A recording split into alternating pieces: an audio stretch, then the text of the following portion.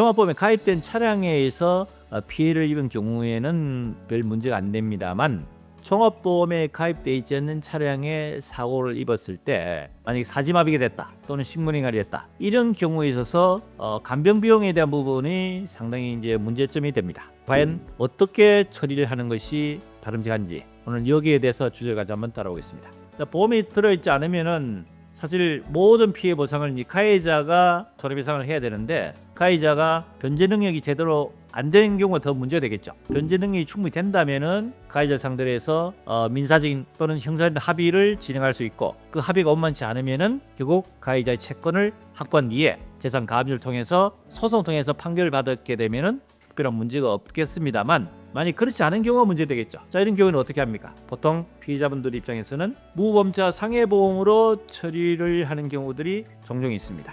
자, 무보험자 상해보험이라는 것은 가해자가 종합보험에 들어있지 않을 때 내나 내 가족 친지들이 들어있는 그 종합보험에 무보험자 상해보험으로 해서 피해보상 청구를 하는 겁니다. 그럼 종합보험으로 혜택 볼 수 있습니다. 그리고 종합보험회사에서는 추후에 책임보험 초과되는 부분에 대해서 가해자한테 이제 구상 청구를 하게 되는데, 문제는 이 무보험자 상해보험이 종합보험의 혜택을 볼 수 있지만은 종합보험의 일반적인 대인 보상은 소송을 통해서 확정 판결 금액까지 일반인 손해배상에 대한 부분을 가지고 보상받을 수 있습니다만, 무보험자 상해보험의 피해 보상은 자동차법 약관 지급 기준에 의해서 보상이 된다는 것이 차이입니다.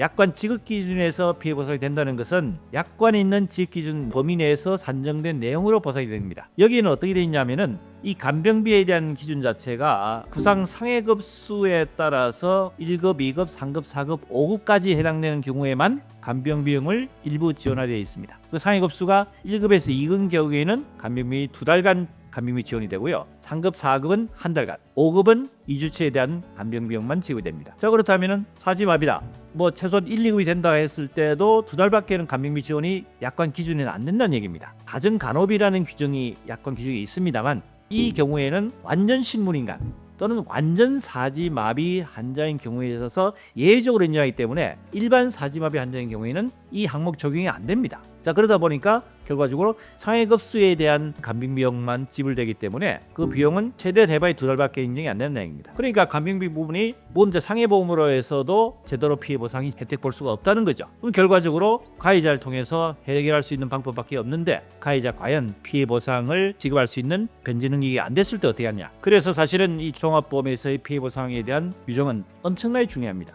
실제로 이런 사고를 당해보고 사고를 입어보면은 종합보험이라는 것이 얼마나 중요한지, 사고를 당했을 때 내가 입은 손해에 대해서 적어도 치료비라든지 또는 간병비라든지 피해 보상을 다 받을 수 있는 것이 바로 종합보험입니다. 이거는 무한보상이기 때문에 약관 기준에서 한정해서 지급되는 것이 아닙니다. 약관 기준을 초과해서 내가 소송을 하는 경우에는 법원에서 정해준 법원 판결 금액까지도 다 피해 보상을 받을 수 있는 것이 일반적인 종합보험이거든요. 종합보험에 가입되지 않는 차량에 사고를 입었을 때는 간병비용에 대해서 이런 상당히 불이익을 받을 수 있는 여지가 있기 때문에 피해자 입장에서는 상당히 어려움에 봉착될 수가 있다 하는 말씀을 드립니다. 자, 이번 시간에는 무보험차 사고로 인해서 피해를 입었을 때 간병 비용에 대한 부분이 어떻게 처리가 되는지에 대해서 한번 달아보는 시간이었습니다. 어떻게 도움이 되셨습니까? 구독, 좋아요, 알림 설정 부탁드립니다.